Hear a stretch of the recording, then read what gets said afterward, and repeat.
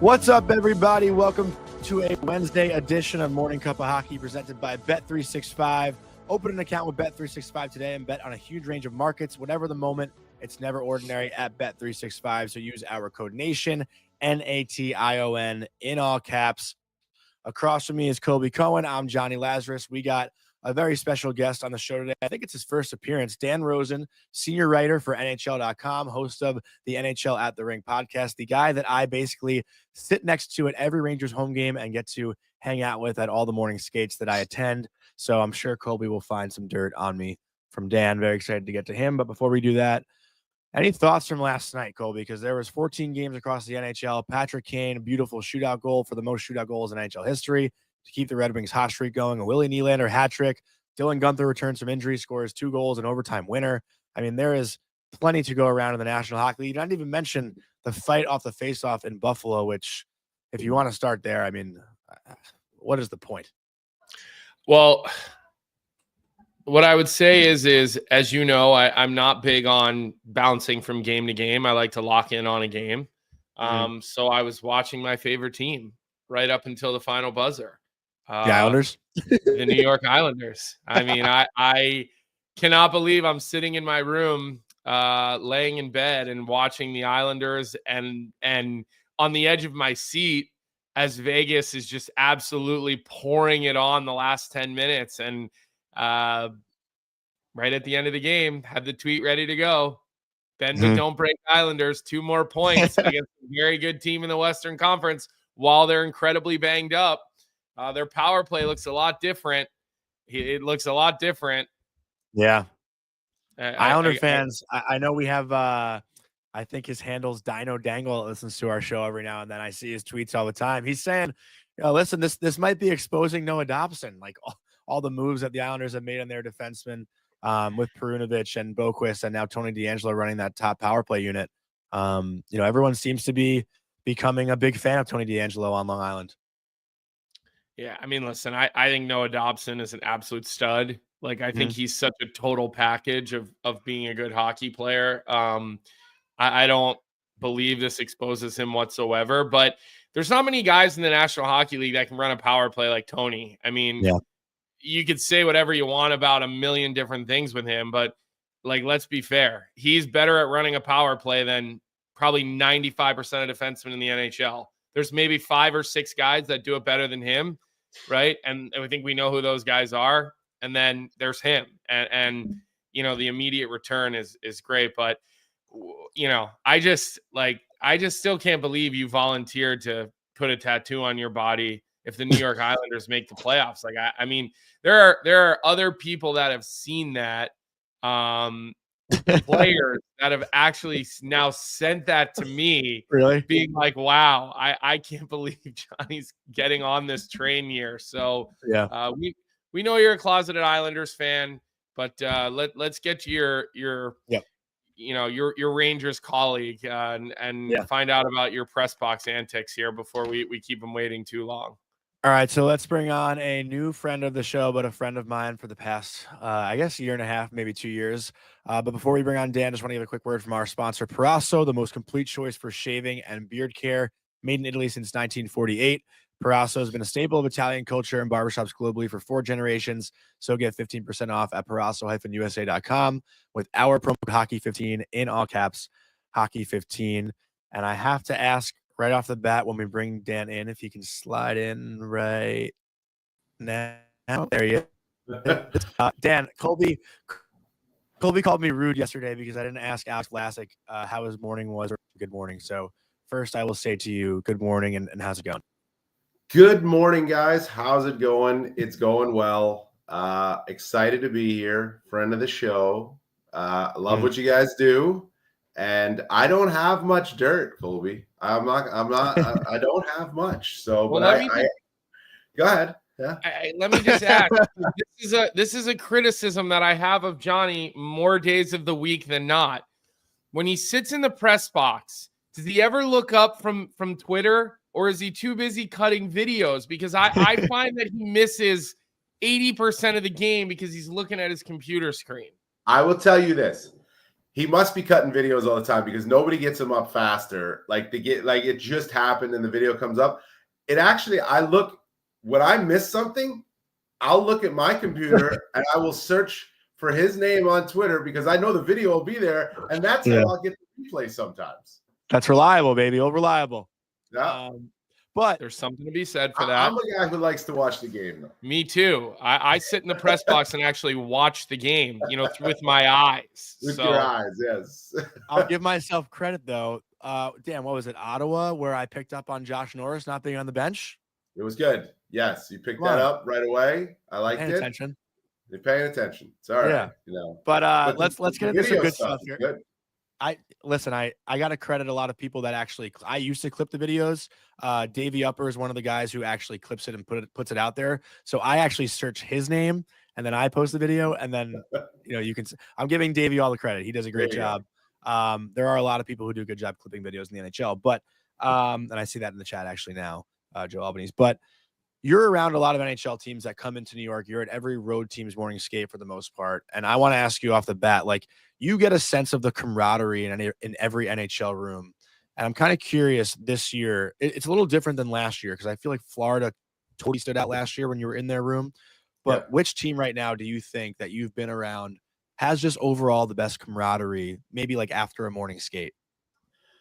It's a really good question. I've always thought Carolina does, and I think they still do. I think it's just a good mix, and Rantanen seems like he fits into that mix. Maybe it's that Finnish connection. The other team that I was like so impressed with when I went in their room and just stayed there for a while. And sometimes you're talking to guys, and sometimes you're more along the lines of just listening and watching. The Dallas Stars. The Dallas Stars room was terrific. Talking to their PR people too, they were just like how they were raving at the room. I think Pete DeBoer does a great job of leaving the room to be what it is, and going in at the right times. He's done that for years. Dallas really impressed me with the way that their room was. I always think Carolina for sure, but Dallas as well. There's a connection there. There's a lot of Finns on both of those teams. And those guys are just good guys. They're just good guys. They're blue collar guys, the Finns, right? They come to work. They don't take days off. Their practice habits are usually really good. Yep. And honestly, I'd argue the same about the Swedish players. The guys who make it over here to the National Hockey League from those countries are usually very low maintenance, guys that are not the loud guys. They're just like, do what I do, not as I say, those types of guys. And I'm glad you brought up the Dallas Stars, because obviously yesterday we see the news about Miro Heiskanen. Yep. We talked on this show and said we thought it was a really unfortunate outcome, but neither Johnny nor I, which is usually rare that we agree on things, we didn't think that was this dirty play that, some made it out to be. We thought it was more of just kind of an unfortunate, unlucky toe pick / foot, whatever. So we know about it. We know there's no suspension. Now we see the outcome, and Miro Heiskanen is now listed as month to month. That is a massive bit of news. Johnny did a nice job of digging up Puckpedia's tweet, and it says that because they're already using LTIR, Dan, and then you throw a little bit of that Heiskanen money in, they've got $13 million basically they can use in cap space. Do you anticipate them, or would you go out and get another defenseman? Because that's a 25 to 30 minute a night hole now for one of the game's most elite players. Well, I don't know. You're not going to get a 25 minute a night defenseman, right? Like, it's just, I don't know where you're finding that guy that can come in and make a huge impact in your team. You have to be careful with the LTIR money too, because, all right, Tyler Seguin, you're not expecting back. But Miro Heiskanen, you're hoping month to month is 1 month, or if month and a half, and he's back in March at some point or early April, and you have to account for him coming back into your lineup on your cap. So you can't blow the LTIR money for the season on him if you're looking to have him come back at some point during the regular season. I will say, go to back up a little bit, I 100% agree with you. I don't think Mark Stone was malicious. I don't think he meant to do that. I think if you watch it really closely, he kind of falls over a foot, toe picks, falls a little bit. And we know he's an aggressive player. He plays low to the ice too, right? Like Mark Stone he's got a lower center of gravity, I think, when he plays. And, so kind of fell a little bit out of control. He didn't fall in control. He fell a little out of control, but that's not his fault. It's just the way it worked. And it was a bad, unfortunate outcome. I think, though, Dallas will continue to try to do things on the back end. We've seen them make one move to the back end, but I think they'll try to do it. Not necessarily with the intent of worrying about staying in the playoff race, because I think they will. Yeah. It's more along the lines of looking at it when Miro comes back, hope Miro comes back, right? That they will then have a much better blue line going into the playoffs. That, to me, is what you have to be eyeing if you're the Dallas Stars. They are a playoff team. Right. They've done enough, and their goaltending is going to be terrific. We know all that. So it's a huge injury. I don't think you can replace Miro Heiskanen, but you can at least add to your group that you're better when he comes back. Well, and just to ask you a follow-up, there are names out there on expiring contracts. Now Dallas does not have a first or second round pick this year. Right. So if let's say they targeted, Ivan Provorov, for example, you probably need them to eat money, which means you're going to have to give up. Maybe it's a second or a third in order to get them to just eat money on a guy like that. But I wrote some names down of guys, Brent Burns, Ekblad, Orlov, Provorov. I've heard they're not super happy with Orlov in Carolina. I have heard that. Jeff Petrie, Gavrikov, Martinez, maybe, Savard. These are teams. Some guys are on playoff teams, some guys on not. Right. Any of those names, Dan, pop out in your head where you feel like not only could that help without Miro, but once Miro comes back, okay, I could see where this guy could potentially help them get over the hump in the playoffs. Yeah, like David Savard. I have one also. David Savard is, to me, one of that type of guy. He's a UFA. He's a pending UFA. Montreal looks like they had a great run, and now they've dropped a little bit, so they should be more in that seller mode, which is where we thought they would be, right? Stable, big, fits anywhere veteran, right? I mean, David Savard, exactly, he's going to play the same game in Montreal as he would in Dallas. You're not going to ask him to do anything differently. He's a guy that I would eye for sure. You look at it, the cap space, they'll have some. They may have to eat a little bit. They don't have the draft pick capital, but this is a team that's drafted really well, right? And that's the other thing. The other thing about this too, we talk about defense because Miro, the situation with Miro Heiskanen, I was looking at the Dallas Stars, and I know they've done well. I was looking at them as adding up front, as a team that needed to add up front in that way, so they would, bolster their scoring to be a team that can run through a beast of a Western Conference playoffs with enough offense. Well, that's what their issue was last year in the conference final. Their power play couldn't score a goal. That's right. The difference in that series to me, right? Their power play doesn't score once. The name that I was thinking too that I saw Joe Albany's put in the chat was Jamie Alexiak, who obviously, I think started his career in Dallas as well, familiar with the team. The organization can probably be like a 4 or 5 guy on their blue line, a big body. He's a guy that I think any team would want for the playoffs, right? Like a big, physical, tough guy to play against. Maybe not the most offensive upside, but can keep it simple from the blue line and get pucks on net. Dallas is one of those teams too, and I don't want to move over to the East just yet, but I feel like the Western Conference. I heard Frank talk about it the other day. It is just so top heavy. Like those 4 or 5 teams, if you're in the wild card position or in the hunt in the West, you got to look at yourself in the mirror and say, we probably can't match up with those teams in the top of the Western Conference. Like they're that much better than what it is in the East. In the East, Colby and I were talking about it before. it's really just Washington right now, but they're a beatable team. It's different in the West, like Dallas and Winnipeg and Edmonton and Are Colorado. they beatable though? We always say, Washington? like, we always go Washington's so good, but we're like, when are we going to stop putting the butt on Washington? Like, are they a beatable team? They've really not been beatable all year. I mean, they're playing really good hockey right now. Again, I think we put the butt on Washington when they get to the playoffs. Like, that's the thing. Like, they've been great throughout the course of this regular season. I will tell you, I love, you talk about rooms, Johnny, you were talking about like rooms, and I haven't been in the Caps room a lot, but to me, that room looks as tight as a room that I've seen. You watch some of the videos that they'll put out from post-game propaganda. Wins. You know what, though? Like, Spencer Carberry's terrific. He really is, Dan. He really is terrific. There looks like this genuine like that he has for the players, that the players have for him. It reminds me of John Cooper a little bit, like, because Cooper will be able to hold guys accountable, but he's a player's guy. Like, he's not gonna walk into a press conference or walk into a meeting and just toss guys under the bus and do things like that.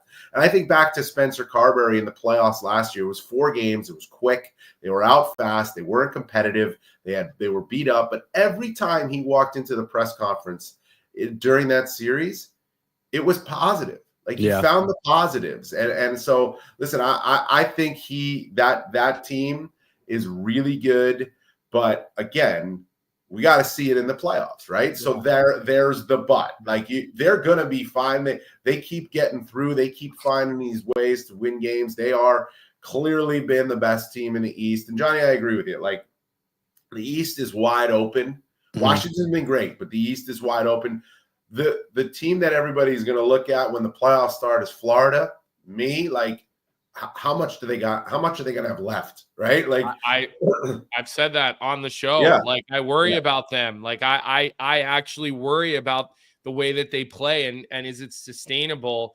I don't want to fully shift yet, but I just do want to say this, Dan. Like, I'd say Winnipeg is the same way. Like, I think Winnipeg has to show us in the playoffs. Exactly. Sure, they're a juggernaut, but they got to show us in the playoffs. But I look at Washington, and so I remember I'm playing in the American League, Dan. I think it's even like my first year in the American League or second. I have like an 8-week groin injury right before the All-Star break. And so Don Sweeney says to me, hey, the first 2 days of All-Star break, I want you to go down to South Carolina and play 2 games. You can have 2 extra days of like, then you can go on your break and you can have 2 extra days and meet the team like Wednesday the following week. Right. So basically, like, I know you're going to be pissed about this. So, and I was like, wow, you're sending me down to the East Coast League, like whatever. But so I go there with probably not a very good attitude.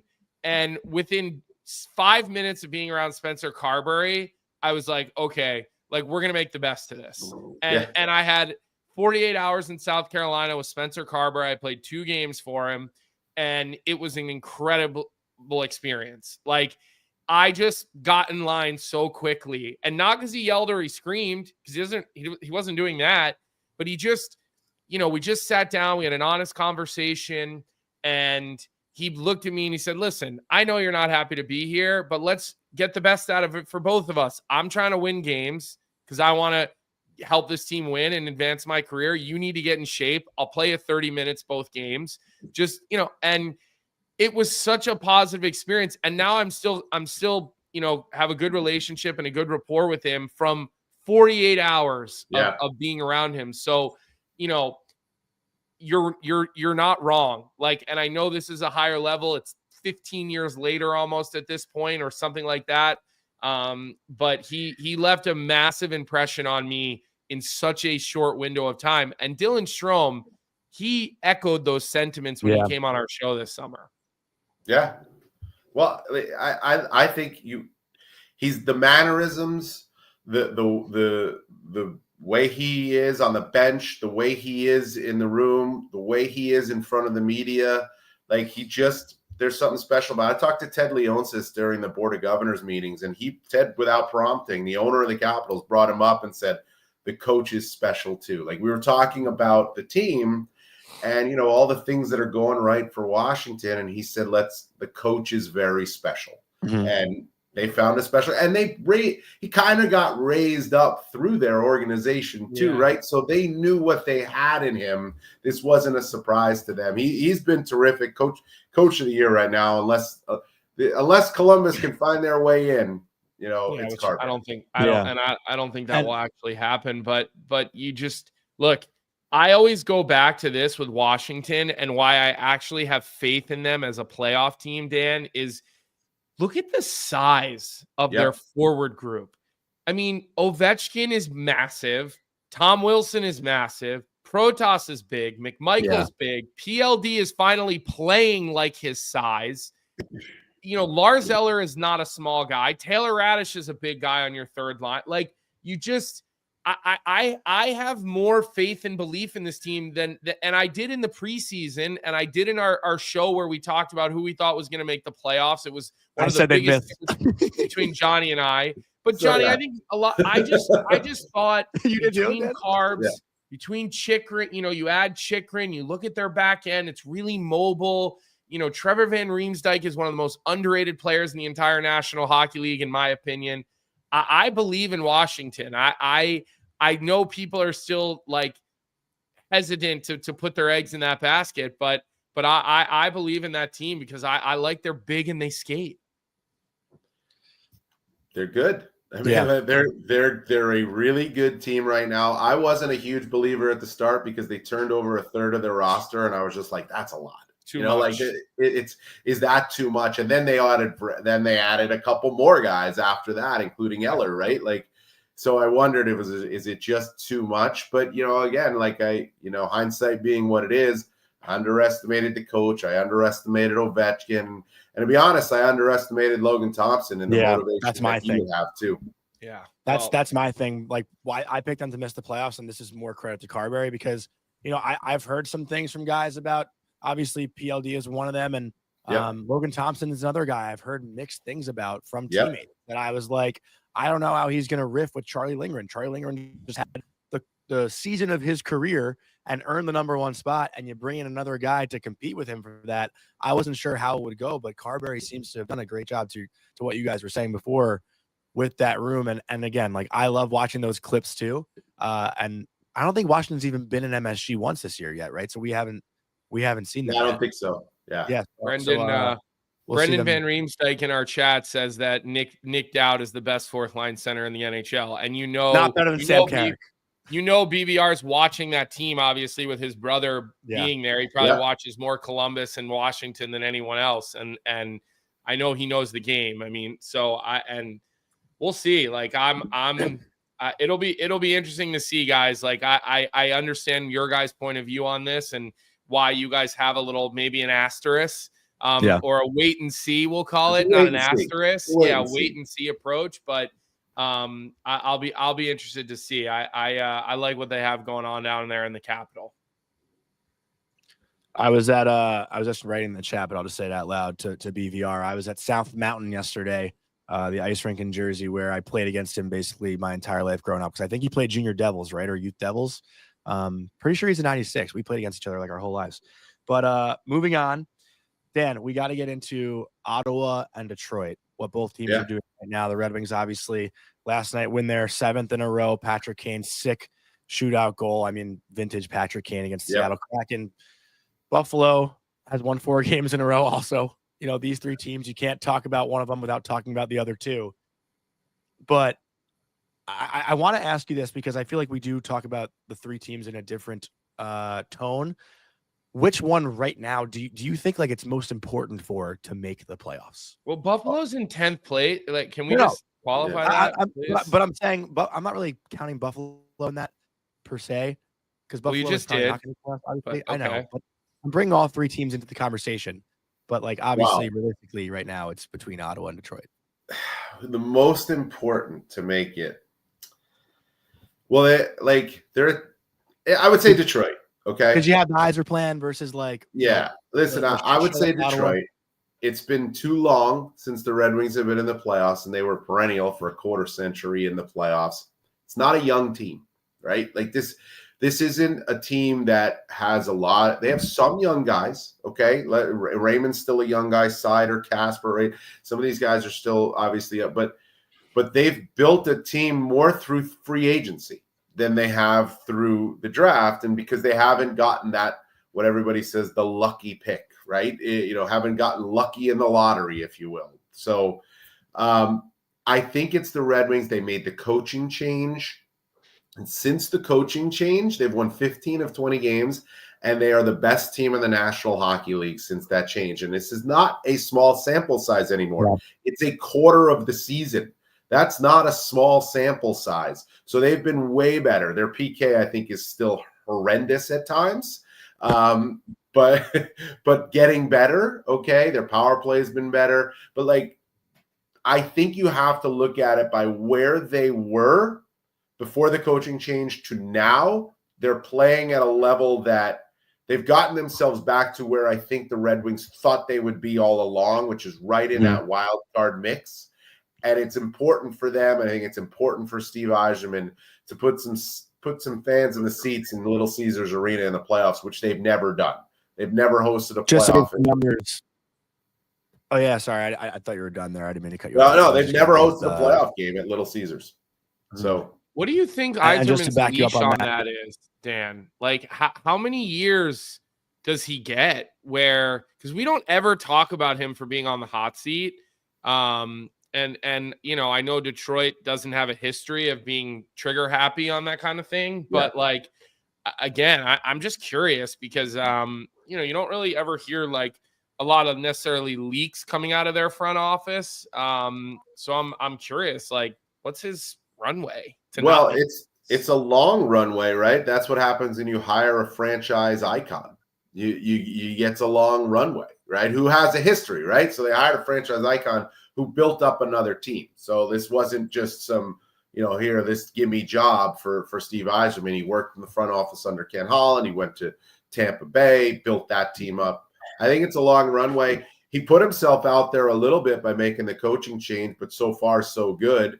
I don't think that we're anywhere near looking at, job security questions for Steve Yzerman. If it continues to go on down this, a path of not getting in, then we're going to be in a problematic situation. But I think for right now, his runway remains long. But you got to like what you see out of that team right now. And Johnny, go back. You talked about Ottawa. I love what I've been seeing out of Ottawa too. They're a younger team that's trying to come up and be there. So I think it's important. Whereas I think it's really important for the Red Wings to get in the playoffs. I think it's really important for Ottawa to be playing meaningful games in March and April and maybe get in the playoffs, but get that experience. Is it fair to say that the Red Wings would be buyers quicker than Ottawa would be buyers at the deadline? Because I feel like with Ottawa, you could see these sort of young players taking the next steps.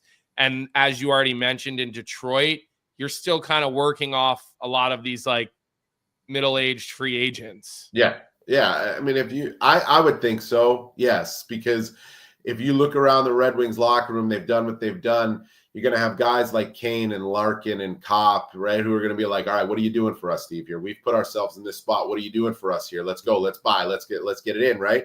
Whereas in Ottawa, you're going to have the Stutzlers and the Kachucks and the Norrises and Shabbats and Sandersons are going to be like, oh, we got this. We can do this, right? This is on us, right? So I think it's a different situation. I think Ottawa could buy for sure, but we'll see.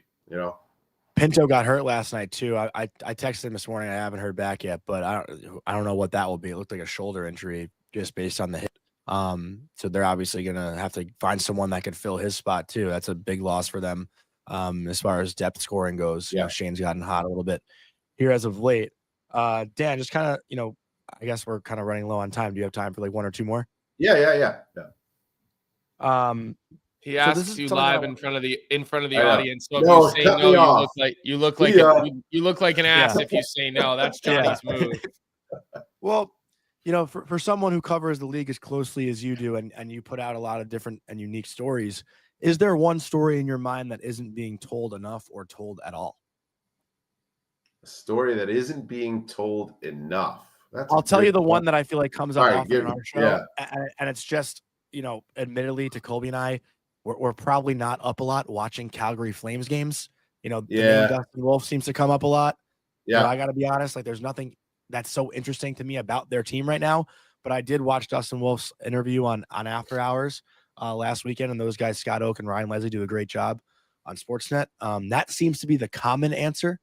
But I'm curious if you have a different one that comes to mind. Yeah, no, look, the Flames have been able to, the fact that the Calgary Flames have been able to stay right in it is really remarkable. Like, to me, like there's nothing special there, but they've been solid. And you got to give them credit for that. Like they've done way better than I thought they would do. So, and they added a little bit with Frost and Farabee, but Dustin Wolf in a great story. We look, you see, I always look at you see like, all right, who are the rookie scoring leaders? Who's the Calder favorites, right? And you see Celebrini, and you see Lane Hudson, and you see Michkov, and then Stankoven's there at, a little, just behind them.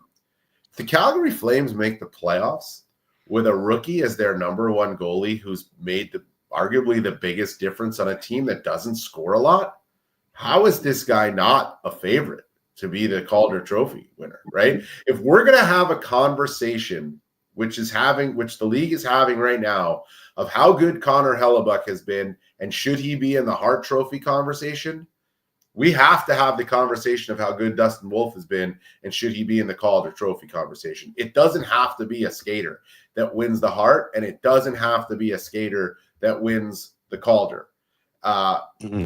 A goalie's going to have to blow it out of the water to win the Hart. Well, Hellebuck's doing that right now, right? I was just going to say, do you know the number, Dan? Because I don't know it off the top of my head. He had 17 games last year and then one the year before. Like, I know the one doesn't interfere, but I was curious because is it a certain amount of accumulated games between, like, because what happens if you get called up 4 years in a row and you only play one game? Yeah. And then in your fifth year, like how exactly does that work for being a rookie? It's accumulated games. I believe it's 20, rookie, I think. I think it's 25 over the course of I think it's like 25 games over the course of the previous 2 or 3 seasons or something like that. So he's a rookie still. Like Kochetkov seemed like last year he was 5 years, because he kept getting called up by Carolina, playing a little bit, and then playoff doesn't count either. Right. So that there is that too. Which I never understood. I still don't understand why playoffs don't go towards, like, when we talk about a guy who didn't get 1,000 games, they finished with 960 career regular season games, but they played 120 playoff games. Like, I struggle to wrap my head around that. Sure. Yeah. He doesn't get paid for it. He doesn't get paid for the playoff games. Which is even more why that's not right. I'm just saying, like, that could be like they don't get paid for them. You're not getting paid, and I feel like one playoff game is the equivalent of like 3 regular season games in January. I'll tell you one of the reasons why. Like, my very, very good friend, best friend growing up, Kevin Shattenkirk, he finishes with like 960, but he's got 100 playoff games. Like, I just can't wrap my head around why he doesn't get a silver stick for that. Like, those are harder games to play in. So why do we ignore those? I think that it's not just for him. It should be for everyone. It's a great question. Yeah. I think it's record keeping more than anything. Just record keeping. All right, look, I'm going to do what what John doesn't do and respect your time here and let you go. We could probably sit here and do this with you for another 45 minutes, but we're not going to do that to you because that's John's way to go here. But anyways, we just got word 25 games is the cutoff for rookies. But what we need to find out is there a window? Because literally, what if you're 30 years old and you've only played? Well, I think it's too old. I think there's an age as well that goes with it. Because so we got to find that out. Wasn't it Sergei Makarov won the Calder as a rookie at like 30 years old with the Flames, And when he came in the 90s at some point, and then it was like, how do you have that? You can't have that. So yeah, no, there's an age limit that goes along with it. 26. There it is. Yeah. We got Zach is actually producing our show from the chat today. He produces the sheet with Jeff, and he does Leafs Morning Take. So anyways, look, Dan, thanks for coming on. Good luck with Jonny drama in the press box. If the Islanders make the playoffs, he's got to get a tattoo on his upper back. Yeah, I heard about that. Listen, I think you'll be okay, Jonny. I think you'll be okay. But are you rooting against me? But listen, I mean, they're hot right now. They've been one of the best teams in the league for the last month. We are all Islanders fans right now. We're all in this together. That actually, Ariel, if you're in we are all Islanders. Ariel, if you're here in the chat today, we are all Islanders fans with you today and for the rest of this season, just so you know. That's it. I'm in. Jeff just texted us. We are all Islanders. Yeah. All right, Dan. Have a great rest of your day. Appreciate it, guys. Thanks. All right. See ya. Awesome stuff. He's the best. Love Dan Rosen. Love sitting next to him for every game. A great guy to just talk hockey with. And honestly, he's been so helpful. He's been around. He's been helpful for me early on in my career as well. He's been around this league forever. You know, he knows everybody. He's well respected by everybody. You know, you'll be hard pressed to find someone who says they don't like Dan, right? And that's always a good sign for someone who's been around the game as long as he has. So I know you've been working on getting him to come on the show for a while. So good work with that.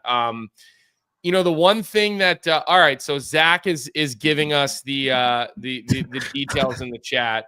So 25 games in a single year, 6+ in 2 consecutive, or 26 or older, whichever comes first. Okay, so there are your parameters, and that is why Dustin Wolf can be rookie of the year. The next thing that I want to talk about today, Jonny, and this is actually a little bit more for the chat, and we really want you guys to weigh in on this. I sent Jonny a tweet that I saw on social media. Oh, there we go. We've got Ariel in the chat today. Yep. She's here. She's ready to pile on. Yeah. So there was some stuff that came out last night about ratings, and then Awful Announcing wrote an article about it. Andy, I don't know if you can tee that up, but I'm going to read it from Braylon Breeze, who's one of these accounts that tracks a lot of broadcaster and ratings news. Through 50 nationally broadcast games, the 2024-2025 NHL regular season is averaging 394,000 viewers on linear television, down 14% from this time last season. ESPN is minus 29%, TNT minus 24%, and they've seen double-digit decline in viewership. And then the ABC games are right around 1 million, you know, in those little windows. And look, the biggest question that I have here, and this obviously has nothing to do with the Canadian numbers, and so I don't know how that looks. And I'm just curious, is this because of are ratings down, or are more people streaming, or is it somewhere in between? Well, because look, that's alarming to me. Like, that is alarming to see. But the one thing I just do want to say, and I think the chat actually helped me with this. Yeah.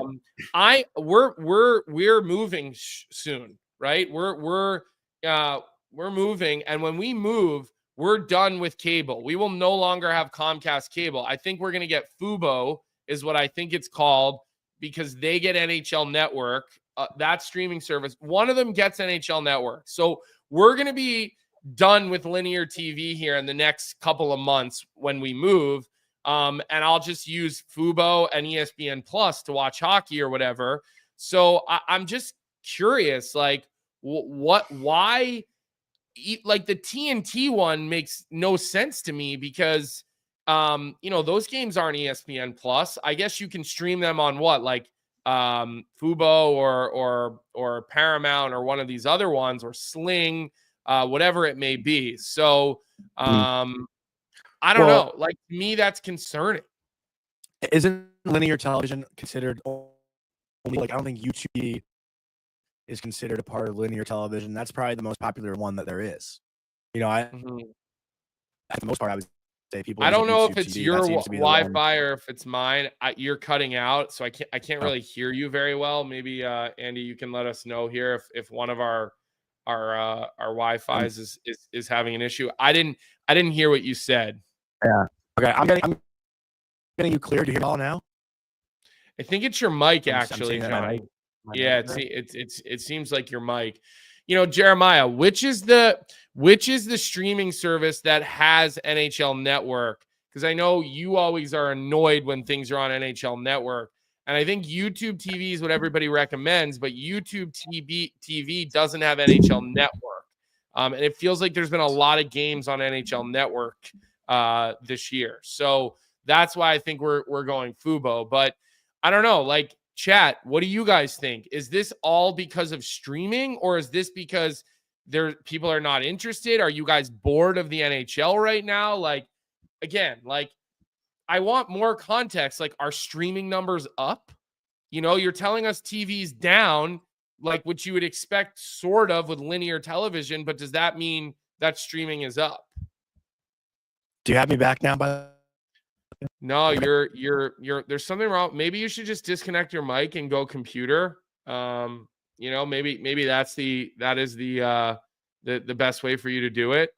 Because normally it's me that has Wi-Fi issues, not you. All right, no microphone. Better now? Yeah, a little bit better. Okay. But I feel like I'm delayed too. But either way, what I was trying to say was YouTube TV, and I see it in the chat right now. I don't think YouTube TV goes towards linear television. So that's probably a big reason why the numbers are down. And then again, like, you look at the teams that are playing on national television, like, when are there really marquee matchups? I know. Teams that are on national TV, it's been like, Kraken and Sharks, Blackhawks, Panthers. Like, again, these aren't necessarily the matchups that people want to see. Remember, the best thing that, like, NBC used to do was the Wednesday night rivalry night. Like, those nights were awesome. Like, people wanted to watch those matchups. They don't do that anymore. They try to hype up the rivalries with the ways that the playoff format works, but the TV matchups that we see aren't necessarily rivalries. ESPN last night, St. Louis, Edmonton, which is, a fine game, but if you're going to put a matchup on national TV, like, make it the Washington versus Florida game last night. Make it those teams. Well, and I see Zach Anderson says the NHL should adapt a flex schedule like the NFL does, or maybe he wrote should the NHL. Yeah, look, I would say I would love that, right? Where I think TV networks don't love that is because, they're booking people's travel. They're sending people, although most of the networks are no longer sending everybody to the game. Most of the time now, you're talking about the color guy, the play-by-play guy at the game, and the camera guys at the game.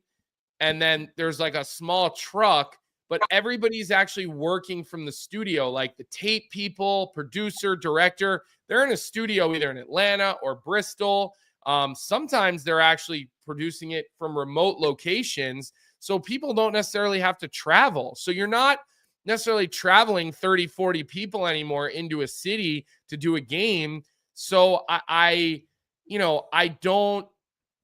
don't know if it's as cost prohibitive to have a flex schedule. But Zach, I would love to see all the TV networks, the national ones, have that ability. And Zach in the chat right now, Zach Phillips says that the arena scheduling would make it so hard for flex games, though.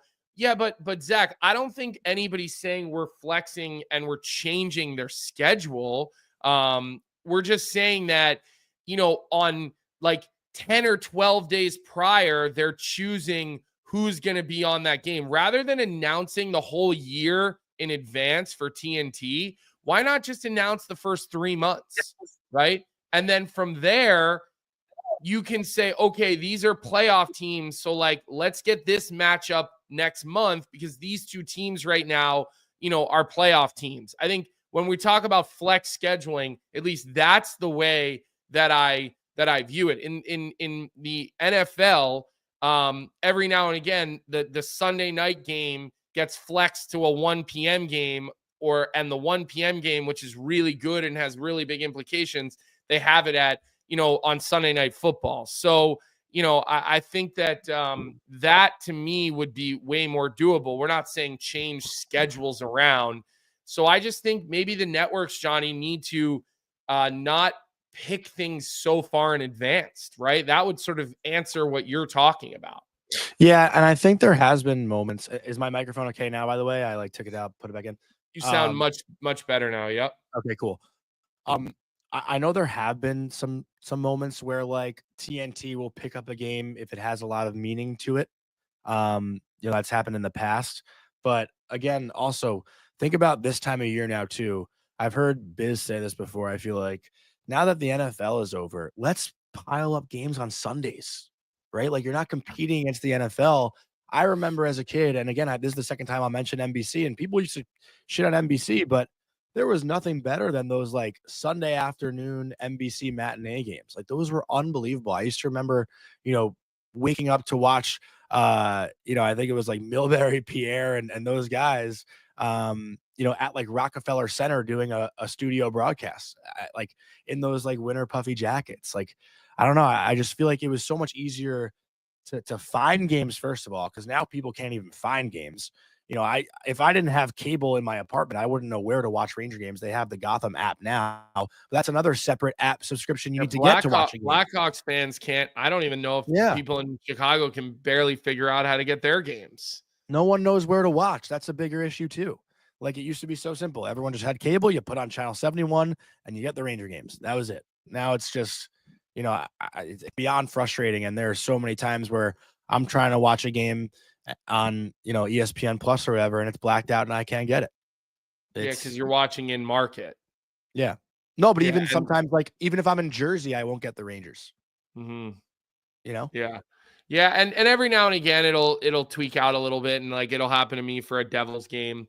I'm trying to watch a Devils game, and it'll say it's blackout restricted, even though I'm not in the Devils market. I'm actually kind of far from that. But also one more thing, Colby, just one more thing. Like I tweeted it out when I was in Canada, because I couldn't watch the Ranger game, when I was in Canada. I said, like, can anyone send me a link? And I'm telling you, like 40 people DM me like the link they use, the elite streaming link that they use to watch games, because people just don't want to pay for multiple subscriptions.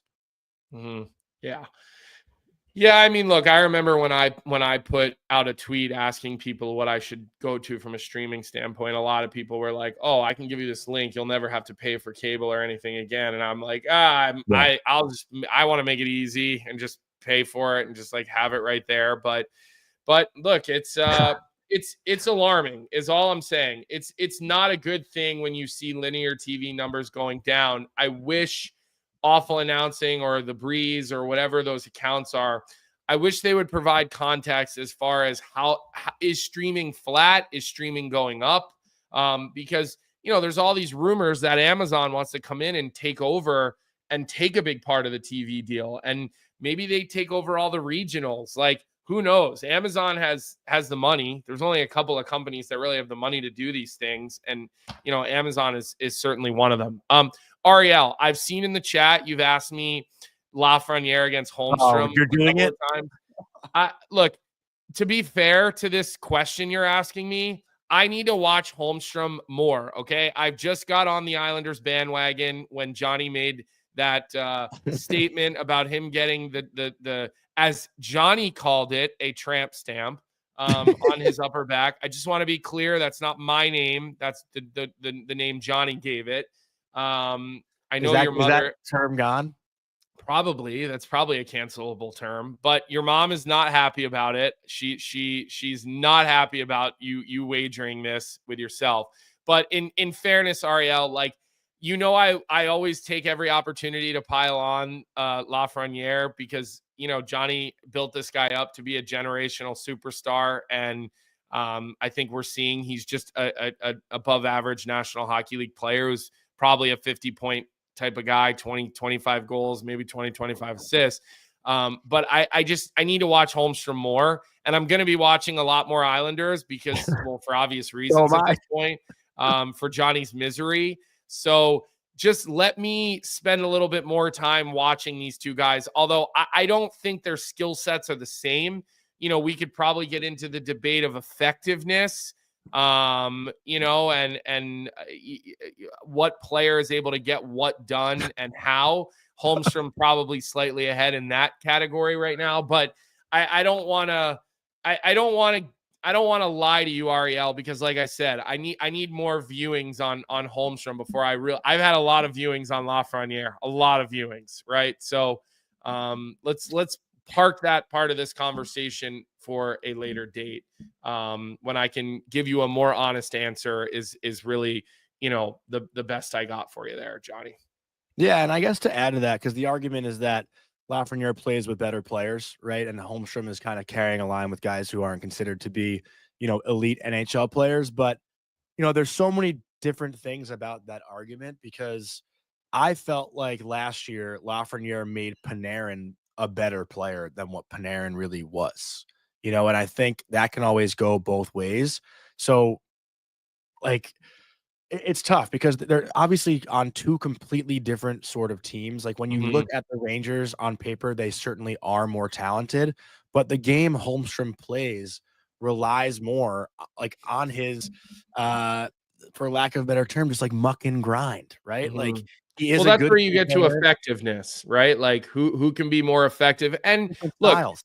and here's the other thing. You need a certain level of skill to play with certain players as well, right? Like that's where you see one guy flourish with someone and someone that's maybe even more skilled, or like it's all about the right mix and match. But Ariel, give me a couple of weeks here, and then but hit me with this after, maybe like in the beginning of March, after Four Nations, after we see what the Islanders are still doing and still playing like into March, and we can hash this out. And we're probably gonna have to throw Capo Caco into that conversation as well. The way that he's playing in his new setting, and the way he's producing since his trade, it's gonna probably be a three-way debate topic. But that's what I was going to say also, because like, let's say you swapped roles. I don't know if Holmstrom, like, let's say Holmstrom plays with Trocheck and Trocheck and Panarin, excuse me, and automatically does well, right? It's about certain fits too. And that's what we're seeing with Kako also. Kako wasn't really a producer with the Rangers. So, he goes over to Seattle. It's not like he's playing with better players in Seattle. His fit, his role, the game he plays is just better suited for him there, and I think he feels more confident being a guy that can drive a line there. Like, I wouldn't say Lafreniere is the play driver on his line for most of the games. And I guess maybe that is his own fault at times. But I think a lot of it also has to do with fit. And we're only comparing the two because we're taking a chat question from Ariel. Hey, listen, Ariel is a big part of this show. So, we're going to spend some time, talking about her questions. So, all right, Johnny, let's get to 365 and talk about who you're going to lose money for tonight. I know that's your favorite part of the week. 2-0. All right. So that means you're due for a win, a hot streak, or a loss. Probably a loss, right? Okay. All right. So what do we got? Tonight we're going with the LA Kings and the Montreal Canadiens on 1.5 first period. LA, good defensive team. You're getting it at plus 100, so pretty good value on there. Both teams averaging less than a goal in the first period. Montreal playing on a back-to-back, so we're putting faith on the goal. It's bad still. Yeah, putting faith on the goaltenders. Okay. Sounds like you're making popcorn over there. You should probably just stop talking. Yeah. So it's not your fault. Listen, the technology stuff that happens, it's not your fault, but it's we got to get your mic situated. Because I know you have so many interesting things to say, but I'll take it from here. And at least you're not going to cut me off today as I'm saying goodbye to our audience. We had a great show yesterday with Alex Vlasic. I really enjoyed that conversation. I really did. I hope you guys enjoyed it as well. I thought there was almost an innocence to Alex Vlasic yesterday, which I really appreciated. He just did not come off as guarded you know, and look, I know him well. He's such a goofy guy. He's such a fun, like lighthearted, goofy guy. So it was awesome to see him like that. And he just acted the same way when he came on our show yesterday. So that was great. Dan Rosen, interesting guy to talk to today. As always, you know, just kind of a wealth of information around the National Hockey League for what he does. I think you told me the sheet has Danny Briere tomorrow. So I know we have Flyers fans in here. Make sure tomorrow, the 3 p.m. show, I mean, go to it today, but also Danny Briere will be on that show tomorrow. So you'll want to get to that. A little insulted because I've asked Danny to come on our show 100 freaking times. It's gotten to a point where I just stopped asking him. So I hope Jeff gives him a little bit of a hard time about that for us. I know that he will. So you'll check that out. DFO live today at noon, as always, with Tyler and Frank. And then other than that, make sure you like this episode. Make sure you subscribe to the YouTube channel. That's really what helps our show climb the algorithm on YouTube, and you know, helps us get the views that we need and that we look for in order to continue to grow this thing.